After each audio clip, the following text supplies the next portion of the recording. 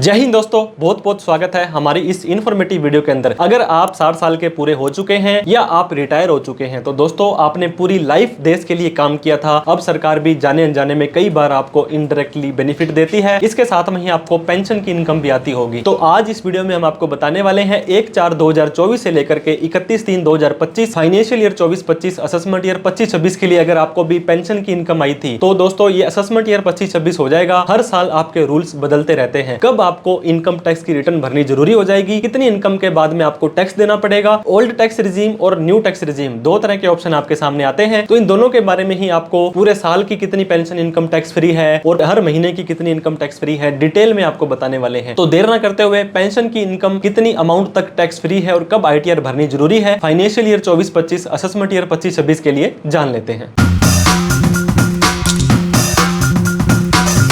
तो दोस्तों मेरे बुजुर्गों, मेरे सीनियर सिटीजन भाइयों, आपको बताने वाले हैं tax free pension income financial year 24-25 की। अभी अब जब आप आईटीआर भरने जाएंगे तो कितनी पेंशन के ऊपर आपको टैक्स नहीं देना है। थोड़ी थोड़ी बेसिक चीजें भी हम क्लियर करते चलेंगे। एक व्यक्ति कितनी तरह की इनकम कमा सकता है? 5 तरह की इनकम। सैलरी की इनकम या पेंशन की इनकम एक ही हेड में आती है। हाउस प्रॉपर्टी, कोई मकान या दुकान का किराया आता है। कैपिटल गेन, अगर आपने कोई share long term short term में बेचे खरीदे, म्यूचुअल फंड खरीदे या किसी भी तरह की कोई प्रॉपर्टी खरीदी बेची तो इसमें आ जाएगी। बिजनेस एंड प्रोफेशन, अगर आप कोई सेल करते हो, अगर आप कोई सर्विस करते हो, इन चारों में जो नहीं आई इनकम फ्रॉम अदर सोर्स में, जैसे कि सेविंग का ब्याज, एफडी का ब्याज, पार्ट टाइम इनकम, कोई भी स्पेशल इनकम यहाँ पे आ जाने वाली है। जिस तरह की आपकी इनकम है उसी तरह का आईटीआर का फॉर्म भरना है। पेंशन वगैरह वाले 1, लॉन्ग टर्म शॉर्ट टर्म वाले 2। इसके अलावा दोस्तों ऑडिट हो रही है या कोई भी इनकी इंट्राडे एफएनडो की इनकम है आईटीआर 3, प्रजम्पटिव टैक्सेशन में 4। इसके अलावा partnership firm, LLP, AOP, BOI 5, company वगैरह 6 और जो ट्रस्ट वगैरह होते हैं एटीजी की छूट लेनी है वो आईटीआर 7 का फॉर्म भरते हैं। अभी 31/3/2025 का साल खत्म हुआ है, फाइनेंशियल ईयर 24-25, उसके ऊपर लिखा आएगा असेसमेंट ईयर 25-26। आपको टैक्स देना है, आईटीआर देनी है फाइनेंशियल ईयर वाइज, मतलब इस साल के अंदर 1/4/2024 से लेकर के 31/3/2025 का आपकी इनकम देखी जाएगी, आपका टैक्स देखा जाएगा, उसके बाद ही आपको आईटीआर भरनी है। अब दोस्तों पेंशन की इनकम, अगर आप एक रिटायर पर्सन हो चुके हैं और आपको प्राप्त हो रही है पेंशन तो आपकी क्या मानी जाएगी? एज ए सैलरी इनकम मानी जाएगी और उसी हिसाब से ही आपको टैक्स के रूल लागू होंगे। दोस्तों आईटीआर भरने से पहले एक बहुत बड़ा सवाल आपको सेलेक्ट करना पड़ेगा कि आप कौन से टैक्स रिजीम में जाना चाहते हैं। यहाँ पे 2 टैक्स रिजीम है, न्यू टैक्स रिजीम और ओल्ड टैक्स रिजीम। टेंशन मत लीजिए, दोनों के ही लिमिट हम आपको बताने वाले हैं। सबसे पहले हम बात करेंगे, हम ओल्ड टैक्स रिजीम की बात करने वाले हैं। ओल्ड टैक्स रिजीम के अंदर आपको बहुत तरह की deductions, exemption, section 80C,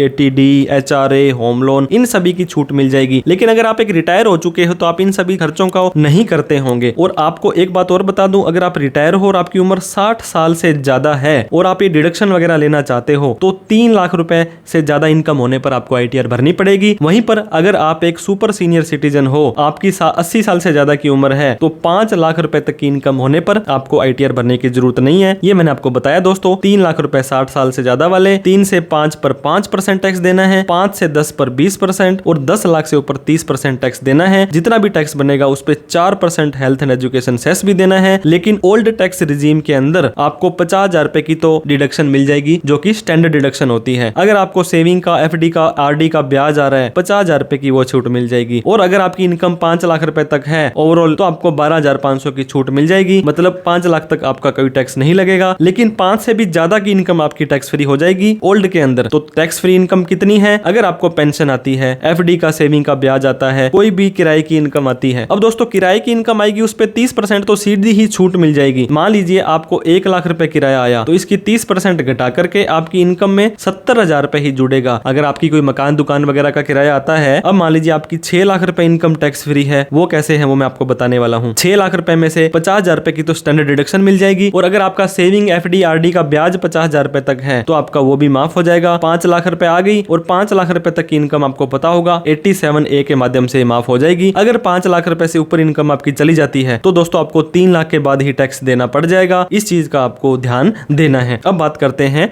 new tax regime की। न्यू टैक्स रिजीम में आपको कोई डिडक्शन नहीं मिलेगी, कोई एग्जम्पशन नहीं मिलेगी, लेकिन स्टैंडर्ड डिडक्शन मिलेगी और वो भी बढ़कर के मिलेगी। आपको ओल्ड में तो 50,000 की छूट मिलती थी पेंशन के अगेंस्ट में, यहाँ पे आपको 75,000 की छूट मिलने वाली है। और टैक्स कैसे लगेगा? 3 लाख रुपए तक 0 है, 3 से 7 पर 5 है, 7 से 10 पर 10 10 है, 10 से 12 पर 15, 12 से 15 पर 20 और 15 लाख से ऊपर 30% टैक्स देना पड़ेगा। जितना भी टैक्स बनेगा उसका 4% हेल्थ एंड एजुकेशन सेस भी देना पड़ेगा। नहीं सर इनकम तो 7 लाख रुपए माफ है, आप तो 3 लाख के बाद ही टैक्स बना रहे हो, तो दोस्तों वो है सेक्शन 87A। आपकी बेसिक एग्जम्पशन लिमिट आईटीआर की तो भरने की 3 लाख रुपए ही है, लेकिन अगर आपकी इनकम, पेंशन, रेंट सारी मिलाकर के 7,75,000 तक आ जाती है तो 75,000 तो स्टैंडर्ड डिडक्शन आपकी हो जाएगी और 7 लाख रुपए तक कोई भी टैक्स नहीं देना है। तो इस तरह से पूरे साल की पेंशन आपकी, दोस्तों पेंशन के साथ में आपको ब्याज या रेंट या सारी इनकम मिलाकर के न्यू टैक्स रिजीम में 7,75,000 तक आ जाती है। तो आपका टैक्स 0 हो जाएगा। 775 से ज्यादा चली जाती है तो आपको इस टैक्स स्लैब के हिसाब से आपको टैक्स देना पड़ जाएगा। बात करते हैं ओल्ड टैक्स रिजीम में। ओल्ड टैक्स रिजीम में दोस्तों अगर आपकी जो इनकम है 5,50,000 रुपए तक आती है, या कि डिडक्शन बहुत ज्यादा और ले सकते हो आप, तो कोई टैक्स नहीं देना है, जिसके अंदर नॉर्मल इनकम इंक्लूड है। हमने यहाँ पे long term capital gain, short term capital gain, crypto currency,